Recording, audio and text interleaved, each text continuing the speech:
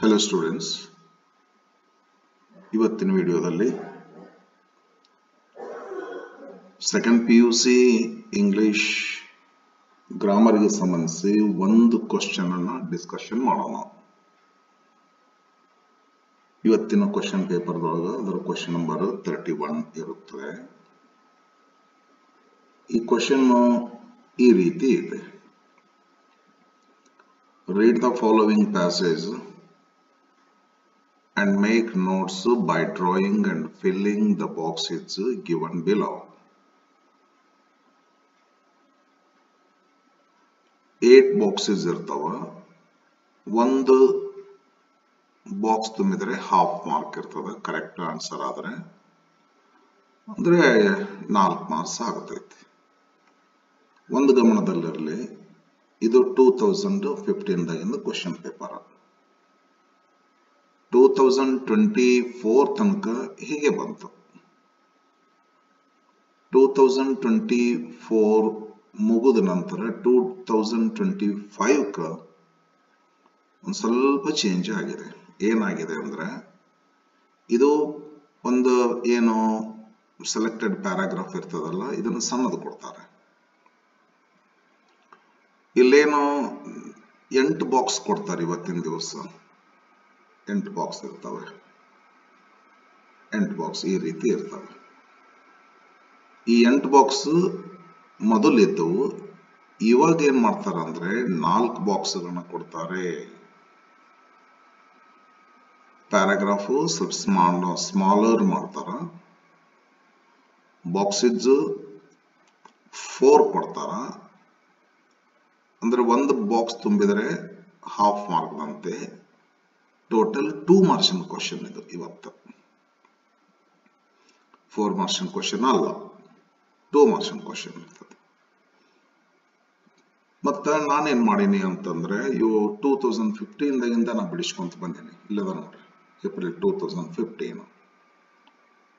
2024 ತನಕನೂ ಇದಾವೆ. 23, 22 ತನಕ ಬಂದೆ ನಾನು. ಪ್ರತಿ ವರ್ಷನೂ ಬಿಡಿಸ್ಕೊಂತ ಬಂದೇನ್ರಿ. ಮತ್ತೆ ಇದನ್ನ ಯಾಕೆ ನಾನು ಇದನ್ನ ಮಾಡ್ಲಿಕ್ಕೆ ಯೂಸ್ ಮಾಡ್ತೇನೆ. ನಾ 8 ಬಾಕ್ಸ್ ಇಂದ ಯೂಸ್ ಮಾಡ್ತೇನೆ. ನಿಮಗೆ 4 ಬಾಕ್ಸ್ ಇಂದ ಇರ್ತದ.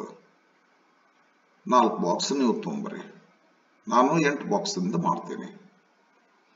ಇದೇ ತರ 8 ಬಾಕ್ಸ್ ಇಂದ ಇರೋದಿಲ್ಲ, 4 ಬಾಕ್ಸ್ ಇಂದ ಇರ್ತದ. 4 ಮಾರ್ಕ್ಸ್ ಇಂದ ಇರೋದಿಲ್ಲ, 2 ಮಾರ್ಕ್ಸ್ ಇಂದ ಇರ್ತದ. 2025 ಇಂದ ಸ್ಟಾರ್ಟ್ ಆಗೈತಿ ಇದು.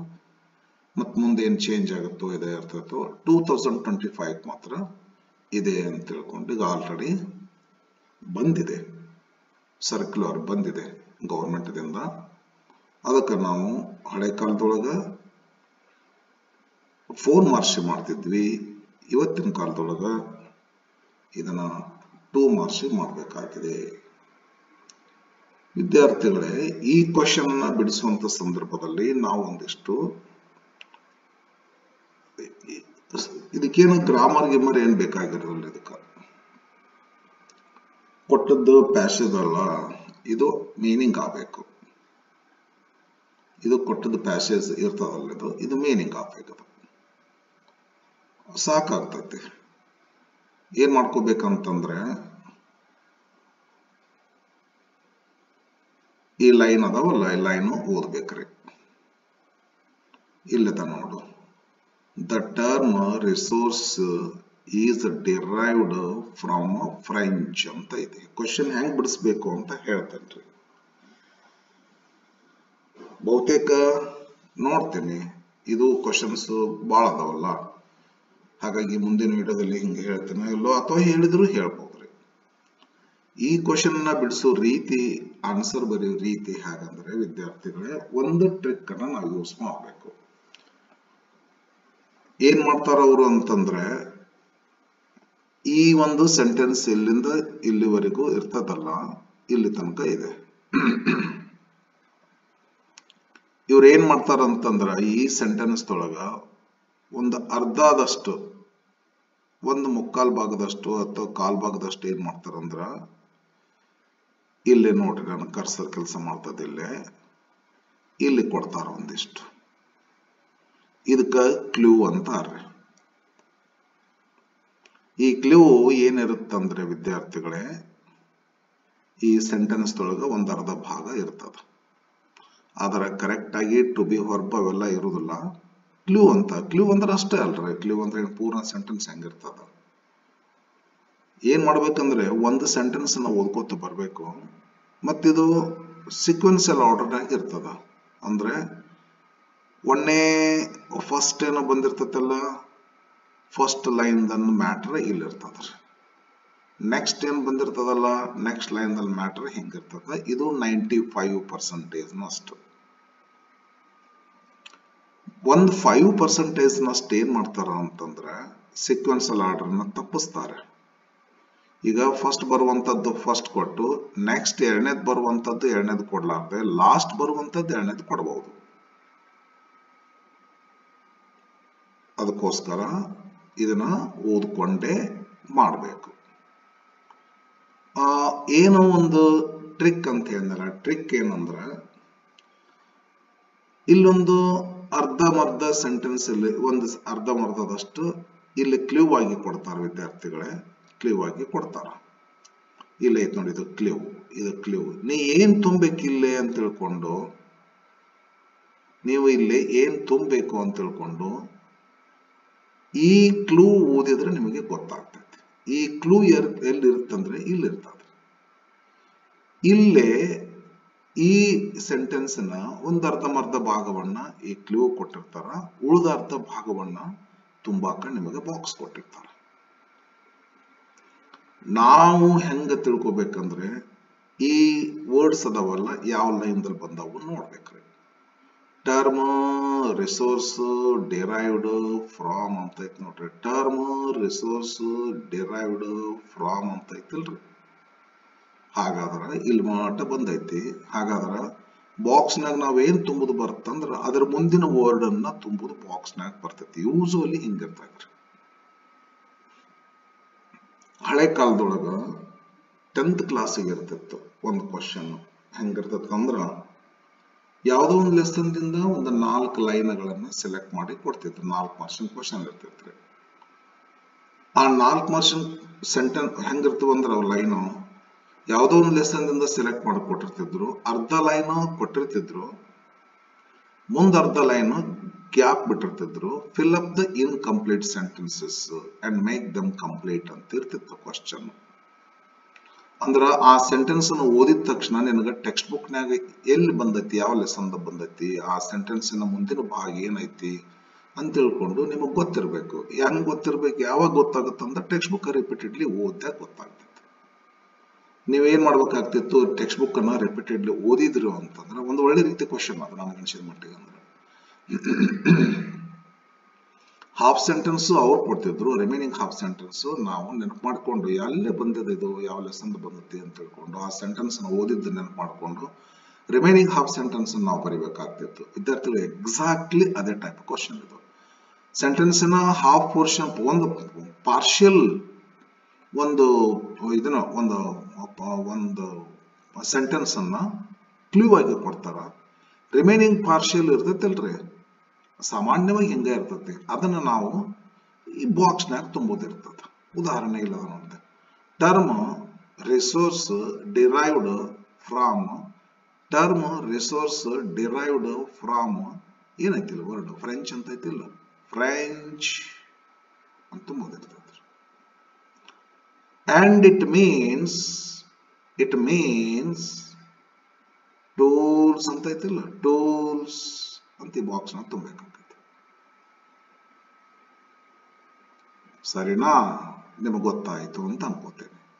ಈ ರೀತಿ ಒಳಗ ನೀವು ಹೋದ್ರೆ ಅಂತಂದ್ರ ಸಕ್ಸಸ್ಫುಲ್ ಆಗಿ ಈ ಕೆಲಸನ, ಈ ಕ್ವಶನ್ ಅನ್ನ ನೀವು ಆನ್ಸರ್ ಮಾಡ್ತೀರಿ. ಇದೇ ರೀತಿನೇ ಮಾಡ್ಬೇಕ್ರಿ. ಇದು ಸಾಧಾರಣ ಹುಡುಗರಿಗೆ ಒಂದ್ ಸ್ವಲ್ಪ ನಾನು ಈ ರೀತಿ ವಿವರಣೆ ಕೊಟ್ಟೆ. ಇನ್ನ ವೈಸ್ ಇರುವಂತ ಹುಡುಗರಿಗೆ ಗೊತ್ತಾಗ್ಬಿಡ್ತೈತ್ರಿ ನಿಮಗದು.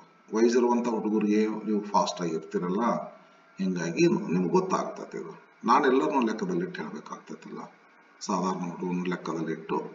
ಟೀಚರ್, ಟೀಚಿಂಗ್ ಅಂದ್ರೆ ನಮ್ಮ ಕೆಲಸನೇ ಅದೇ ರೀ, ಹೌದಾ? ಏನು, we are path makers, we make your path smoother. ಅದಕ್ಕೆ ನಮ್ಮ ಕೆಲಸ ಇದಾಗೈತಿ. ನಿಮಗೆಲ್ಲ ಒಂಥರ ಏನು ಮಾಡ್ತೀವಿ ನಾವು ಅಂದರೆ ಡೈಜಿನ್ ಮಾಡ್ಕೊಳ್ಳೋಕೆ ಈಸಿ ಆಗಿರ್ಬೇಕು, ಆ ಥರ ಮಾಡ್ಬೇಕಾದ್ರೆ ನಮ್ಮ ಕೆಲಸದಲ್ಲ, ಅದಕ್ಕೆ ನಾವು ಮಾಡ್ತೀವಿ. ಈ ಕ್ವಶನ್ ಅನ್ನು ಈ ರೀತಿ ಬಿಡಿಸ್ಬೇಕಾಗ್ತದೆ ವಿದ್ಯಾರ್ಥಿಗಳೇ.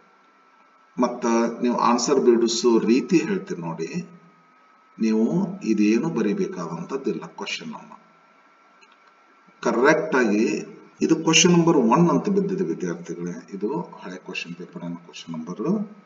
Now it is from 2023. The number of this question is changed. It has become 33. ನನ್ನ ಮುಂದೆ ಇದೆ, ನೀವು ಕ್ವಶನ್ ಪೇಪರ್ ಪ್ಯಾಟರ್ನ್ ಮೇಲೆ ಇದೆ. ನನ್ನ ಮುಂದೆ ಕ್ವಶನ್ ಪೇಪರ್ ಇದೆ ಫ್ರೆಂಡ್.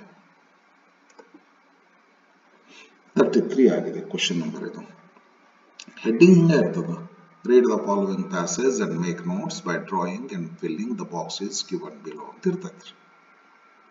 ಕ್ವಶನ್ ಬಿಡಿಸೋ ರೀತಿ ಹೆಂಗೆ ಆನ್ಸರ್ ಮಾಡ್ಬೇಕು ಅನ್ನೋದನ್ನ ಹೇಳಿದ್ನಲ್ಲ, ಈ ರೀತಿ ಮಾಡ್ಬೇಕ್ರಿ.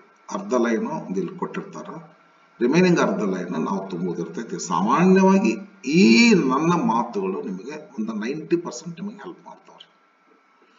ಒಂದು ಸಮ್ 10% ಏನಾದರೂ ಸ್ಕಿಲ್ ಯೂಸ್ ಮಾಡಿರ್ತಾರೆ ಅವರು, ಹೌದಾ? ಅದಕ್ಕೆ ಏನ್ ಮಾಡ್ಕೋಬೇಕು, ಈ ರೀತಿ ಮಾಡ್ಕೊಡ್ರಿ. ಮತ್ತ ಆನ್ಸರ್ ಬರೋ ರೀತಿ ಹೇಳ್ತೇನೆ ನೋಡ್ರಿ. ಆನ್ಸರ್ ಬರೋ ರೀತಿ ನೀವು 2 ರೀತಿಯಿಂದ ಮಾಡ್ಬೋದ್ರಿ. ಹೆಂಗ್ ಮಾಡ್ಬೋದು ಅಂತಂದ್ರೆ, ಇದು ಕ್ವಶನ್ ಬರಿಬೇಡ್ರಿ ಎಕ್ಸಾಕ್ಟ್. ನಾ ಕ್ವಶನ್ ಆನ್ಸರ್ ಹೆಂಗ್ ಬರಿಬೇಕಂತ ಹೇಳ್ತೀನಿ ನೋಡ್ರಿ. ಇದು ಸರಿಯಾಗಿ ಆನ್ಸರ್ ನಂಬರ್ 33 ಅಂತ ಹಾಕ್ರಿ.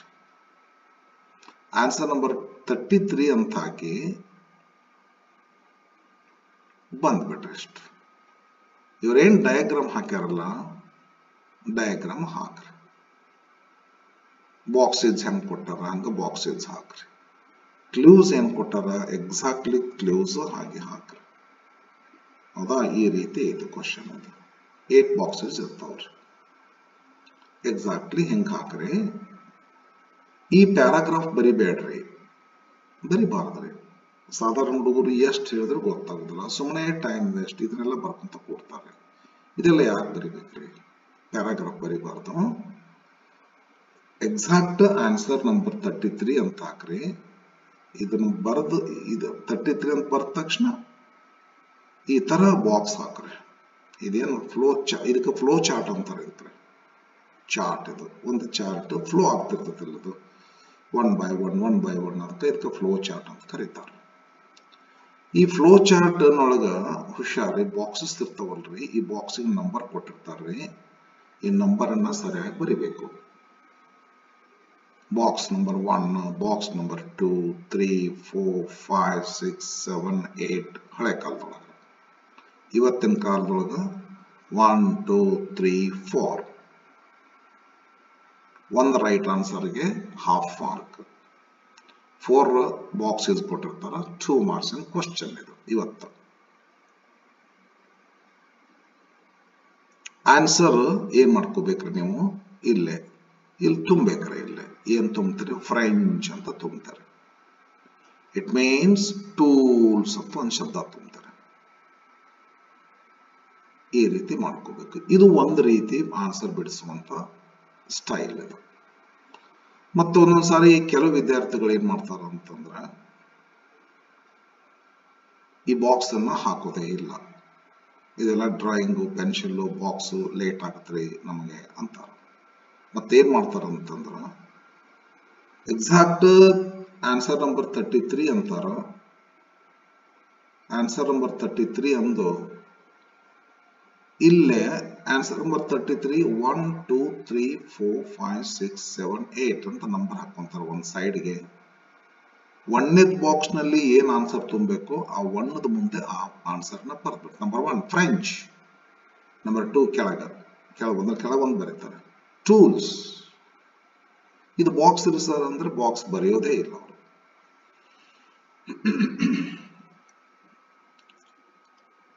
ಆದರೆ ಕ್ವಶನ್ ಏನ್ ಹೇಳ್ತದ, read the following passage and make notes by drawing ಅಂತಾರ. ನೀವು ಡ್ರಾ ಮಾಡ್ಬೇಕಾಯ್ತಂದ್ರ ಪಿಕ್ಚರ್ನ. ಕ್ವಶನ್ ಹಿಂಗತೆ ಹೇಳುತ್ತೆ, by drawing and filling the boxes given below. Box ಅನ್ನ ಡ್ರಾ ಮಾಡಬೇಕು ಅಂಡ್ ಅವನ್ನ ಫಿಲ್ ಮಾಡಬೇಕು. ಇದು ಸ್ವಲ್ಪ ಲಾಂಗರ್ ವೇ ಆಗ್ತದ. ಮತ್ತಿನ್ನ ಶಾರ್ಟರ್ ವೇ ಅಂದ್ರೆ ಇದೆಲ್ಲ ಬಾಕ್ಸ್ ಹಾಕ್ಲಾರ್ದೇನ ನೇರವಾಗಿ ಆನ್ಸರ್ ಬರಿಬೋದನ್ರಿ. ಅಂದ್ರೆ ಆನ್ಸರ್ ಬರಿಬಹುದ್ರಿ, ಮಾರ್ಕ್ಸ್ ಕೊಡ್ತಾರ್ರಿ.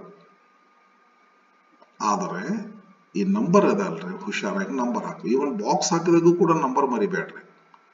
ನಂಬರ್ ಮರಿತಾರ ಬಹಳ ಹುಡುಗರು, ನಾವು ನೋಡ್ತೀವಲ್ಲ, ಬಾಕ್ಸ್ ಎಲ್ಲ ಹಾಕ್ತಾರ, ಕ್ಲೀವ್ ಕೊಡ್ತಾರ, ಆಮೇಲೆ ಕ್ಲೀವ್ನು ಮರಿತಾರ. ಹಿಂಗೆ ಹಾಕಿದಾಗ ನಮ್ಗೆ ಏನಾಗತ್ತಂದ್ರೆ ಕ್ಲೀವ್ನೂ ಇಲ್ಲ, ಬಾಕ್ಸ್ ನಂಬರ್ನೂ ಇಲ್ಲ. ನೀವು ಯಾವ ಬಾಕ್ಸ್ ಅಂತ ತಿಳ್ಕೊಂಡು ತುಂಬಿರಿ. ನೀವು ಇಲ್ಲಿ ನೀವೇನ್ ತುಂಬಿರ್ತೀರಿ, ಫ್ರೆಂಚ್ ಅಂತನೂ ತುಂಬ್ತೀರಿ. ನಂಬರ್ ಹಾಕ್ಲಿಕ್ಕಂದ್ರೆ ನಮಗ್ ಗೊಂದಲ ಮಾರ್ಕ್ಸ್ ಕೊಡೋದು ಬ್ಯಾಡೋ ಹಿಂಗೆಲ್ಲ ಸ್ಟಾರ್ಟ್ ಆಗ್ತೈತಿ. ಆದ್ದರಿಂದ ಏನ್ ಮಾಡ್ರಿ, ಇವನ್ನೆಲ್ಲ ಸರಿಯಾಗಿ ಬಾಕ್ಸ್ ಅನ್ನು ಹಾಕ್ರಿ. ಸರಿಯಾಗಿ ನಂಬರ್ ಕೊಡೋದನ್ನು ಮರಿಬೇಡ್ರಿ. ನಂಬರ್ ಕೊಡ್ರಿ ವಿದ್ಯಾರ್ಥಿಗಳು. ಇಲ್ದಿದ್ರ ಡೈರೆಕ್ಟ್ ಬರ್ದು ಬಿಡ್ರಿ. ಇವೆಲ್ಲ ಬಾಕ್ಸ್ ಎಲ್ಲ ಡ್ರಾ ಮಾಡಕ್ ಹೋಗ್ಬಿಡ್ರಿ. ನಂಬರ್ 1 ಅಂತ ಬರೆದು ಒಂದು ಆನ್ಸರ್ ಏನ್ ತುಂಬಬೇಕು ಅದನ್ನ ಬರೀರಿ. 2 ರೀತಿಯಿಂದ ನೀವು ಈ ಕ್ವಶನ್ ಅನ್ನು ಆನ್ಸರ್ ಮಾಡಬಹುದು. ಓಕೆ, ನೀವೇನ್ ಮಾಡ್ಬೇಕು ಅಂತಂದ್ರೆ ಮೊದಲು ಈಗ ಆನ್ಸರ್ ಬರೆಯೋ ರೀತಿ ಹೇಳಿದೆ ನಿಮಗೆ. ವಿದ್ಯಾರ್ಥಿಗಳೇ, ಮೊದಲು ಏನ್ ಮಾಡ್ಬೇಕಂತಂದ್ರೆ ಪ್ಯಾರಾಗ್ರಾಫ್ ಅನ್ನ ಓದ್ಕೋಬೇಕಲ್ರಿ, ಮೀನಿಂಗ್ ಮಾಡ್ಕೋಬೇಕಲ್ರಿ. 100% ಮೀನಿಂಗ್ ಆಗಬೇಕು, ಎಕ್ಸಾಕ್ಟ್ ಇಲ್ಲ, ಹಾಗೆ ನಡೀತದ. ಸ್ವಲ್ಪ ಹೆಚ್ಚು ನನಗೆ ಇಂಗ್ಲಿಷ್ ಪಕ್ಕ ಬರುದಲ್ರಿ, ಅಷ್ಟು ಕಷ್ಟ ಬರ್ತದ ಅಂದ್ರೂ ಸಹಿತ ನೀವು ತುಂಬಬಹುದು. ಈ ನಾನು ಹೇಳಿದ ಮೆಥಡ್ ಅನ್ನ ಡಿರೈವ್ಡ್ ಫ್ರಾಮ್ ಅಂತ ಐತಿಲ್ಲ, ಮುಂದಿನ ವರ್ಡ್ ಇಲ್ಲಿ ತುಂಬೋದು. ಇಟ್ ಮೇನ್ಸ್ ಅಂತ ಐತಿಲ್ಲ, ಮುಂದಿನ ಶಬ್ದ ಏನೈತೆ ಟೂಲ್ಸ್ ಅಂತ ಟೂಲ್ಸ್ ತುಂಬೋದು. ಈ ಟೆಕ್ನಿಕ್ ಅನ್ನು ಯೂಸ್ ಮಾಡ್ಕೊಂಡ್ರೆ ನಿಮಗೆ ಗ್ರಾಮರ್ ಬರದೇ ಇದ್ರು, ನಿನಗೆ ಪ್ಯಾಸೇಜ್ ಕಂಪ್ಲೀಟ್ ಅಂಡರ್ಸ್ಟ್ಯಾಂಡ್ ಆಗದೇ ಇದ್ರು ಕೂಡ ನೀನು ಇದನ್ನ ತುಂಬಿಟ್ಟು ಮಾರ್ಕ್ಸ್ ಅನ್ನ ಪಡ್ಕೋಬಹುದು. ಒಂದ್ ರೀತಿ ಸಾಧಾರಣ ವಿದ್ಯಾರ್ಥಿಗಳಿಗೆ ಚಲೋನೆ ಪಾಯಿಂಟ್ ಇದು. ಬರ್ತಾವ ಮಾರ್ಕ್ಸ್, ಫುಲ್ ಬರ್ತಾವ್ರಿ, 2 ಮಾರ್ಕ್ಸ್ ಬರ್ತಾವೆ, ಏನೂ ತೊಂದರೆ ಇಲ್ಲ. ಮೊಟ್ಟ ಮೊದಲಿಗೆ ನೀವೇನು ಮಾಡೋ ಪದ್ಧತಿ ಹೆಂಗೈತೆ ಅಂದ್ರೆ ಇಡೀ ಪ್ಯಾರಾಗ್ರಾಫ್ ಮೊದಲು ಓದ್ಬೇಕು ಅಂತದ. ಪ್ಯಾಸೇಜ್ ಆದ್ರೂ ಅಷ್ಟೇ ಅಲ್ರಿ, ಹುಡುಗರು ಏನ್ ಮಾಡ್ಬಿಡ್ತಾರ, ನೇರವಾಗಿ ಕ್ವಶನ್ ನಂಬರ್ 1 ತಗೊಂಡು ಒನ್ಗೆ ಆನ್ಸರ್ ಹುಡುಕ್ತಾರಲ್ಲ, ಅದು ರಾಂಗ್ ಅದು. ಪ್ಯಾಸೇಜ್ ಬಿಡಿಸ್ಬೇಕಾದ್ರೆ ಏನ್ ಮಾಡ್ಬೇಕ್ರಿ, ಪ್ಯಾಸೇಜ್ ಬಿಡಿಸ್ಬೇಕಾದ್ರೆ ಮೊದಲು ಪ್ಯಾಸೇಜ್ ಅನ್ನ ಪೂರ್ಣ ಓದ್ಬೇಕ್ರಿ. ಓದ್ಬಿಟ್ಟು ಇಂಪಾರ್ಟೆಂಟ್ ಪಾಯಿಂಟ್ಸ್ ಯಾವ ಅದಾವ ಅನ್ನೋದನ್ನ ಅವನ್ನ ಗಮನ ಹರಿಸ್ಕೊಂತ ಓದ್ಬೇಕು. ಅದೆಲ್ಲ ಹೇಳ್ತೇವಂತ ಪ್ಯಾಸೇಜ್ ತಗೊಂಡಾಗ ಹೇಳ್ತೇನೆ ತಗೊಳ್ರಿ. ಇಲ್ಲಾದ್ರೂ ಅಷ್ಟೇ ರೀ, ಪ್ಯಾಸೇಜ್ ಅನ್ನು ಓದು ಮುಂದ ಇದೇನು ಅಷ್ಟೇನು ಗಮನ ಹರಿಸ್ಬೇಕಾದಂಥದ್ದಿಲ್ರಿ. ಹೋಗು ನಿಮ್ಗೆ ಕ್ಲೂ ಕೊಟ್ಟಿರ್ತಾರಲ್ರಿ, ಹೌದಾ? ಹಾಗಾದ್ರಿಂದ ನೀವೇನ್ ಮಾಡ್ಬೇಕು ಅನ್ನೋದನ್ನ ನಾ ಮಾಡಿ ತೋರಿಸ್ತೀನಿ ನೋಡ್ರಿ. The term resource is derived from French and it means tools. Natural resources are the raw materials and the source of energy present on the earth. They include the deposits of coal, crude oil, and natural gas. The basic needs of our existence, such as air, water, and soil, which give us food, also belong to the sources that we may be able to exploit in future.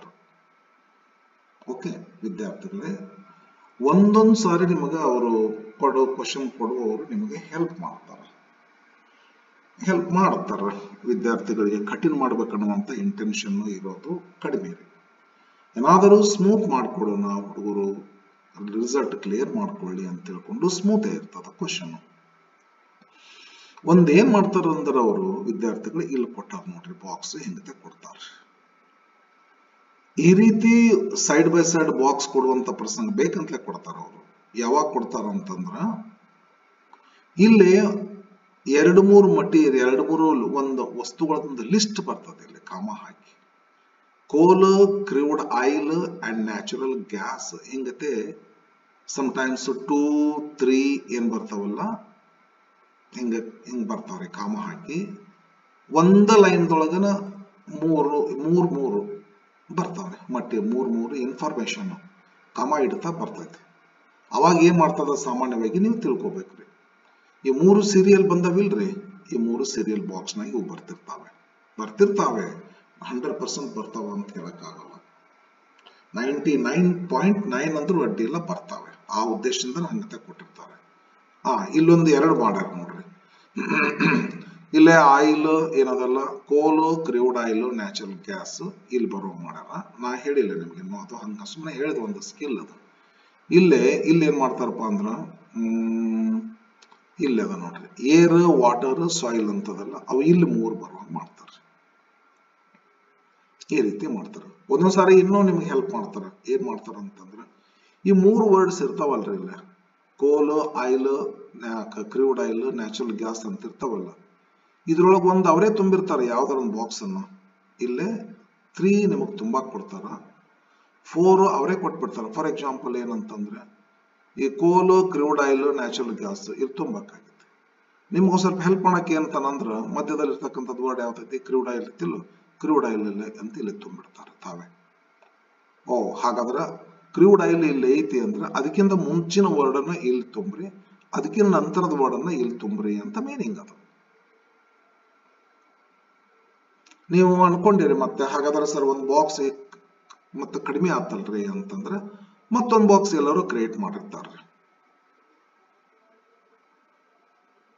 ಮತ್ತೊಂದು ಎಲ್ಲೋ ಮತ್ತೊಂದು box create ಮಾಡಿಕೊಂಡು 8 ಅಂತ ಕೊಡ್ತಿದ್ರು. ಈಗ 4ರಲ್ಲಿ ಹಂಗೇನ್ ಮಾಡಕ್ ಆಗುದಿಲ್ಲ. ಈಗ ಕೊಡೋದೇ 4 ಕೊಡ್ಬೇಕಾಗ್ತತಿ. ಹಂಗೇನ ಬರಕ ಸ್ವಲ್ಪ ಅಷ್ಟು ಬರೋ ಸರಳ ಅಲ್ಲದ್ರಿ. ಮತ್ತೆ ಇನ್ನೂ ಒಂದು ಮಾಡ್ತಾರ ವಿದ್ಯಾರ್ಥಿಗಳೇ, ಏನ್ ಮಾಡ್ತಾರ ಅಂತಂದ್ರ ಅದೇ ಈಗ ಏನ್ ಮಾಡ್ತಾರ ಅಂತಂದ್ರ, ಈ ಒಂದು ಬಾಕ್ಸ್ ಒಂದು ಮಧ್ಯದಲ್ಲಿ ಒಂದು ವರ್ಡ್ ಅನ್ನು ಇಲ್ಲಿ ತುಂಬಾ ಕೊಡ್ತಾರಲ್ರಿ. ಹಿಂಗತೆ ಅವ್ರು ಕೊಡ್ಬೇಕಂತಂದ್ರ ಒಂದು ಬಾಕ್ಸ್ ಹೆಚ್ಚು ಕ್ರಿಯೇಟ್ ಮಾಡ್ಕೊಂತಾರ ಅವ್ರು. ಇವಾಗ ಅದು ಏನಾಗ್ತದಂದ್ರೆ 8 ಬಾಕ್ಸ್ ಹಳೆ ಕಾಲದ ಹೇಳಕತ್ತೀನಿ ನಿಮಗೆ ನಾನು. 8 ಯಾಕಂದ್ರೆ ಕ್ವಶನ್ ಪೇಪರ್ ಬಿಡಿಸ್ತೀನಲ್ಲ ನಾನು, ಇವನ್ನ ಕ್ರಮೇಣ ಬಿಡಿಸ್ಕೊಂತ ಹೋಗ್ತೇನೆ. ಇನ್ನು ಮಾರ್ಚ್ ಏಪ್ರಿಲ್ಗೆ ಎಕ್ಸಾಮ್ ಬರ್ತಾವಲ್ಲ, ಅಷ್ಟರೊಳಗಾಗಿ ಬಹುತೇಕ ಅಷ್ಟೇ ಎಲ್ಲ ಕ್ವಶನ್ಸ್ ಬಿಡಿಸಿ ಹಾಕ್ತೀನಿ ನಾನು. ಇಲ್ಲಿ ಏನ್ ಮಾಡ್ಕೋಬೇಕಾಗತ್ತಂತಂದ್ರ, ಇಲ್ಲಿ ಒಂದು ಬಾಕ್ಸ್ ಹೆಚ್ಚಿಗೆ ಕ್ರಿಯೇಟ್ ಮಾಡ್ಕೊಂತಾರೆ. ಹೆಚ್ಚಿಗಂದ್ರೆ ಅವರು 9 ಬಾಕ್ಸ್ ಮಾಡ್ಕೋತಾರ್ರಿ. ಅವಾಗ ಒಂದು ಬಾಕ್ಸ್ ನಿಮಗೆ ಹೆಲ್ಪ್ ಮಾಡೋದ್ರ ಸಲುವಾಗಿ ತಾವೇ ತುಂಬ್ಕೋತಾರ. ನಿಮಗೆ 9 ಬಾಕ್ಸ್ ಆಗಿರ್ತಾವೆ, ನಿಮಗೆ 8 ಬಾಕ್ಸ್ ಕೊಡ್ತಾರ ಅವ್ರು ತುಂಬಲಿಕ್ಕೆ. ಈ ಮೆಥಡ್ ಅನ್ನ ಯೂಸ್ ಮಾಡ್ತಾರೆ ವಿದ್ಯಾರ್ಥಿಗಳಿಗೆ. ಇನ್ನೊಂದ್ಸಲ ನಾನು ಓದ್ತೇನೆ ಇದನ್ನು. ಸರಿ, ಇಷ್ಟೆಲ್ಲ ಮಾಹಿತಿ ನಾ ಹೇಳಬೇಕಾಗಿತ್ತು. ಹೌದಾ, ಇದು ನೋಡ್ತೀನಿ ಮತ್ತೆ ಇನ್ನೂ ಬಹಳ ಕ್ವಶನ್ಸ್ ಅದಾವ್ರಿ. ಇವೆಲ್ಲ ಪ್ರತಿಯೊಂದರಲ್ಲೇನು ಹೆಂಗತಿ ಹೇಳೋದಾಗುತ್ತೋ ಅಥವಾ ಒಂದ್ ಯಾವ್ದಾರ ಇಷ್ಟ ಹೇಳ್ಬಿಟ್ಟು ಮೊದಲನೇದು ಒಂದು ವಿಡಿಯೋ ಇದು ಈ ಕ್ವಶನ್ ಸಂಬಂಧಪಟ್ಟು. ಮುಂದೇನು ಈ ಕ್ವಶನ್ ಬಿಟ್ಟರೆ ಸುಮ್ಮನೆ ಹಂಗ ಬಿಡ್ಬೇಕಂತ ಅನಿಸ್ತದ. ಇವೆಲ್ಲ ಆನ್ಸರಿಂಗ್ ಮೆಥಡ್ ಎಲ್ಲ ಹೇಳ್ಕೊಂತ ಪ್ರತಿ ವಿಡಿಯೋಕ್ಕೂ ಏನು ಅವಶ್ಯಕತೆ ಇಲ್ಲ ಅಂತ ಅನಿಸ್ತದ.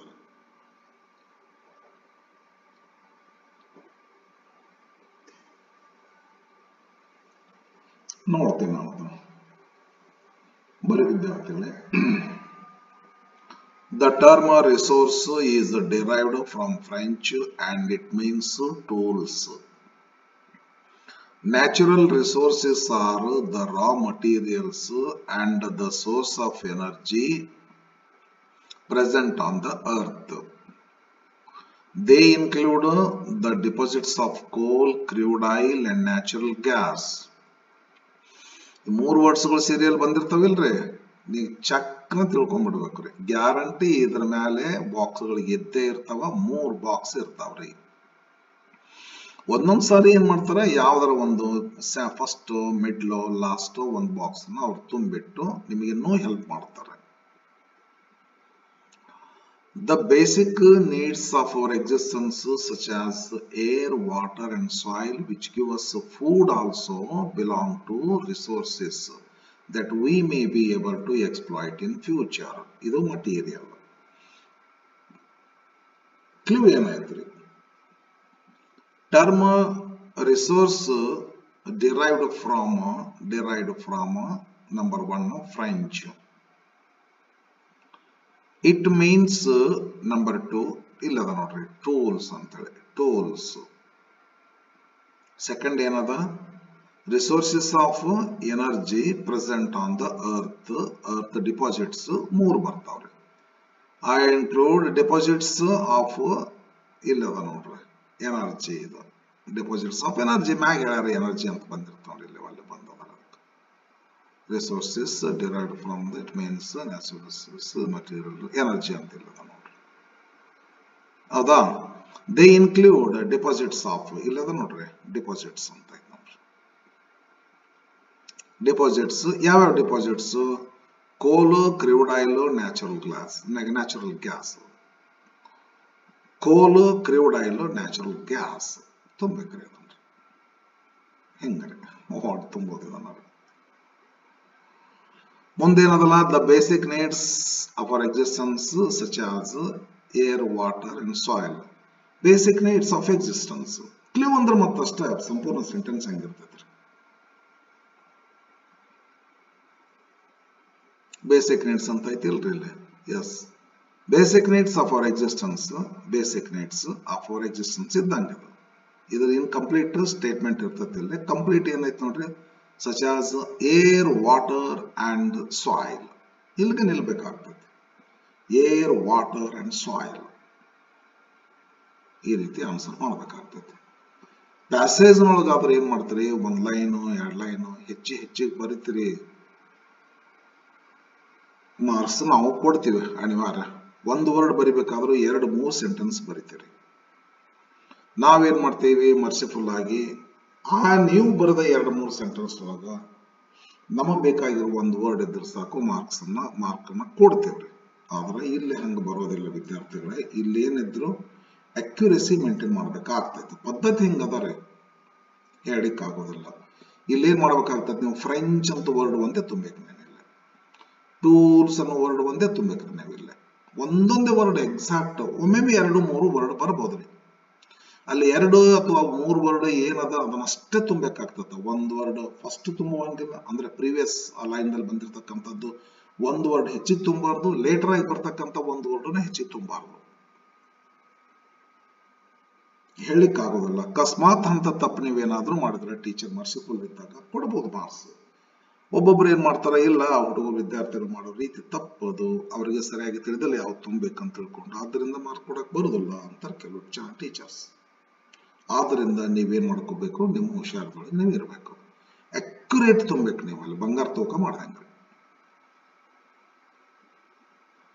ಓಕೆ ವಿದ್ಯಾರ್ಥಿಗಳೇ, ಆನ್ಸರ್ ಅನ್ನ ನೋಡಿದ್ವಿ.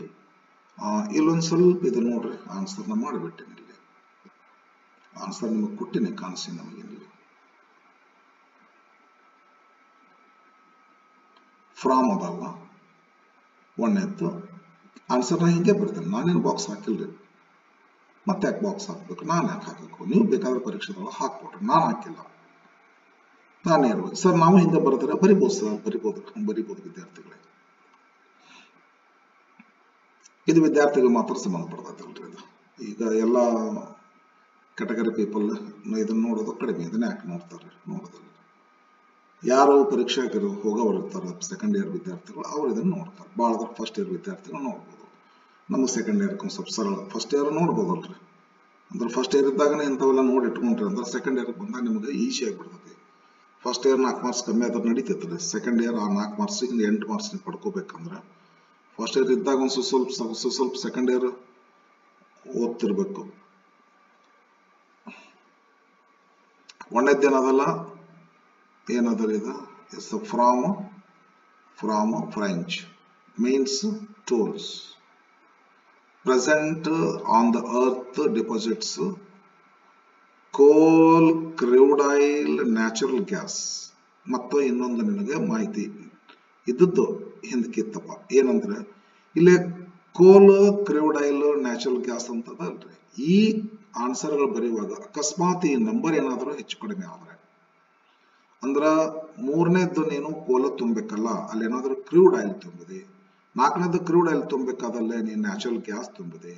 5ನೇದ್ದು ನ್ಯಾಚುರಲ್ ಗ್ಯಾಸ್ ತುಂಬಬೇಕಾದಲ್ಲೇ ಇದ್ರಾಗ ಯಾವ್ದಾರ ಒಂದು ತುಂಬಿದ್ರಿ ಅಂತಂದ್ರ ಹಾಗೇನಾದ್ರೂ ನಂಬರ್ ಹೆಚ್ಚು ಕಡಿಮೆ ಆದ್ರೆ ಏನೂ ತೊಂದರೆ ಇಲ್ರಿ. ಆದ್ರೂ ಯಾಕೆ ಸುಮ್ಮನೆ ಸಮಸ್ಯೆ ಮಾಡ್ಕೊಳ್ಳೋದ್ರಿ? ನಾ ಹೇಳ್ತಿರ್ತಾ ಇಲ್ಲ ನಿಮ್ಗೆ. ಈ ಆರ್ಡರ್ ಆಗಿ ಬರಿತಿರಲ್ಲ, ಕೋಲು, ಕ್ರೂಡ್ ಆಯಿಲ್, ನ್ಯಾಚುರಲ್ ಗ್ಯಾಸ್ ಹಿಂಗತೆ ಬರಲಾರ್ದ ಒಂದು ಶಬ್ದ ಹಿಂದೆ ಮುಂದೆ ಮಾಡಿ ಏನಾದ್ರೂ ನಾವು ಬರೆದು ಬಂದ್ರೆ ಸರ್ ಮಾರ್ಕ್ಸ್ ಕೊಡ್ಬೇಕಂತ ಐತ್ರಿ. ಈ ತರ ಇರುವಾಗ ಆದರೂ ಏನ್ ಮಾಡ್ರಿ, ಸೀಕ್ವೆನ್ಸಲ್ ಆರ್ಡರ್ ಒಳಗೆ ಬರೆದು ಬಿಡೋದು ಬೆಟರ್. ಈಗ 6th 7th 8th ಏನ್ ತುಂಬಬೇಕಂತ ಐತೆ ಅಲ್ಲಿ, ಏರ್ ವಾಟರ್ ಸಾಯಿಲ್. ನಾವ್ ಆನ್ಸರ್ ಹಿಂಗ್ ಬರೆದು ಮಾರ್ಕ್ಸ್ ಕೊಡ್ತಾರನ್ರಿ? ಕೊಡ್ತಾರ ಸರ್, ಕೊಡ್ಬೇಕಂತ ಐತ್ರಿ, ಕೊಡ್ತಾರ. ಓಕೆ ವಿದ್ಯಾರ್ಥಿಗಳೇ, ಈ ಒಂದು ವಿಡಿಯೋದೊಳಗ ಈ ಕ್ವಶನ್ ನಂಬರ್ 33 ಏನದಲ್ಲ ಯಾವ ರೀತಿ ಬಿಡಿಸಬೇಕು ಅನ್ನೋದನ್ನು ನಿಮಗೆ ಸಮಗ್ರವಾಗಿ ಹೇಳೀನಿ. ಏನು ಸಮಸ್ಯೆ ಇಲ್ಲದಂಗೆ ಹೇಳೀನಿ. ಯಾವ ರೀತಿ ಬಿಡಿಸುವ ಅತಿ ಸಾಧಾರಣ ವಿದ್ಯಾರ್ಥಿಗೂ ಸಹಿತ ಅರ್ಥ ಆಗಿರ್ಬೇಕು ಆ ರೀತಿ ಒಳಗೆ ಹೇಳೀನಿ. ಇದು 2015 ಕ್ವಶನ್. ಇದು ಹೆಂಗಿರ್ತದೆ, ನೀವು ಆನ್ಸರ್ ಬರೀದು ಇಷ್ಟೇ. ನಿಮ್ ಪೋರ್ಷನ್ ಏನ್, ನಿಮ್ ಕೆಲಸ ಏನ್ರಿ? ನಿಮ್ ಕೆಲಸ ಇಲ್ಲೇ ಅಲ್ಲ, ಇವಷ್ಟೇ 8 ವರ್ಡ್ಸ್. ಇವತ್ತ 4 ವರ್ಡ್ಸ್ ಬರಿಬೇಕಾಗ್ತೈತಿ. ಆಗ ನಾನು ಮತ್ತೆ 4 ವರ್ಡ್ಸ್ ಇಂದ ಮಾಡಿ ಇಲ್ಲ ಇದ್ರೆ ಏನಾಗ್ತೈತಿ, ನಾವು ಎಕ್ಸರ್ಸೈಸ್ ಜಾಸ್ತಿ ಮಾಡ್ಲಿಕ್ಕತ್ತೀವ್ರಿ. ನಾವು ಸಮರ್ಥವಾಗಿ ಎಕ್ಸರ್ಸೈಸ್ ಜಾಸ್ತಿ ಆದ್ರೆ ನಮಗೆ ಇನ್ನೂ ಫಿಟ್ ಆಗ್ತೀವಿ. ನಾವು ವಿಲ್ ಬಿಕಮ್ ಮೋರ್ ಫಿಟ್. ಆದ್ರೆ ಸಿಸ್ಟಮ್ ಹಿಂಗಿಲ್ಲ ಎಕ್ಸಾಮ್ದು ಇವತ್ತಿನ ದಿವಸ. ಸಿಸ್ಟಮ್ ಅಂದ್ರೆ ಏನು? ಸಿಸ್ಟಮ್ ಅಂದ್ರೆ ಅಷ್ಟೇ ಇದೆ, ಸಿಸ್ಟಮ್ ಇದೆ, ಬಟ್ ಬಾಕ್ಸಸ್ 4 ಇದಾವೆ, ಮಾರ್ಕ್ಸ್ 2 ಇದಾವೆ. 2025 ಇದು ಮಾಡಿತ್ತು. ಇದು ಉಳಿತೈತೋ ಮತ್ತೆ ಚೇಂಜ್ ಆಗ್ತೈತೋ ನನ್ಗೆ ಗೊತ್ತಿಲ್ಲ. 2025 ಮಾತ್ರ ಆಲ್ರೆಡಿ ವಿ ರಿಸೀವ್ಡ್ ಸರ್ಕ್ಯುಲರ್ ಬಂದೈತ್ರಿ. ನೀವು ಆನ್ಸರ್ ಇಷ್ಟೇ ಬರಿಬೇಕ್ರಿ, ಸಾಕಾಗ್ತದೆ. ಕ್ವಶನ್ ನಂಬರ್ 33 ಅಂತ ಬರ್ಬಿಟ್ಟು ಆನ್ಸರ್ಸ್ ಅಂತಂದು ಹಿಂಗತೆ ನೀವು ಬರೆದ್ರಿ ಅಂದ್ರೆ ಇದೇ ರೀತಿ ಬರಿಬೇಕು. ಒಂದರ ಕೆಳಗೆ ಒಂದು ಸರಿಯಾಗಿ ನಂಬರ್ ಹಾಕ್ಬೇಕ್ರಿ. ಎಕ್ಸಾಕ್ಟ್ ಸಿಂಗಲ್ ವರ್ಡ್ ಇದಾವ ನೋಡ್ರಿ. ಹಾಗೇನಾದ್ರೂ 2-3 ವರ್ಡ್ಸ್ ಬಂದ್ರಂದ್ರೆ 2-3 ವರ್ಡ್ಸ್ ಅನ್ನ ಎಕ್ಸಾಕ್ಟ್ 2-3 ವರ್ಡ್ಸ್ ಗಳನ್ನೇ ಬರಿಬೇಕಾಗ್ತದೆ. ಅನ್ನೆಸೆಸರಿ ಆಗಿ ವರ್ಡಿನ ಮುಂಚಿನಾಗ್ಲಿ ವರ್ಡ್ ನಂತರದಲ್ಲಾಗ್ಲಿ ಒಂದು 2 ವರ್ಡ್ ಮೊದಲು ಹಾಕಿದೆ, ಮತ್ತೆ 2 ವರ್ಡ್ ನಂತರ ಹಾಕಿದೆ, ನನಗೆ ಗೊತ್ತಾಗಲ್ಲ ಅಂದ್ರೆ ಅದು ಇಲ್ಲಿ ನಡೆಯಲ್ಲ. ಪ್ಯಾಸೇಜ್ ನಾಗ ನಡೀತೈತೆ. ಅದು ಅನ್ಸಿನ್ ಪ್ಯಾಸೇಜ್ ಇರ್ತದಲ್ಲ ಅಲ್ಲಿ ನಡೀತೈತ್ರಿ. ಅದು ಇಲ್ಲದ ನಡೆಯೋದಲ್ಲ, ಮಾರ್ಕ್ಸ್ ಕೊಡ್ಲಿಕ್ಕಿಲ್ಲ ಬಹುತೇಕ ಸರ್. ಸರಿ ವಿದ್ಯಾರ್ಥಿಗಳೇ, ನಾನು ನಿಮ್ಗೆ ಬರೆಯೋ ರೀತಿ ಅಂತ ಹೇಳ್ಕೊಟ್ಟೇನೆ. ಗ್ಯಾರಂಟಿ ಇದರಿಂದ ನಿಮ್ಗೆ ಹೆಲ್ಪ್ ಆಗುತ್ತೆ ಅಂತ ಅನ್ಕೋತೀನಿ. ಎಲ್ಲ ವಿದ್ಯಾರ್ಥಿಗಳು ಸದುಪಯೋಗ ಪಡಿಸ್ಕೊಡ್ರಿ. Okay, thank you for watching.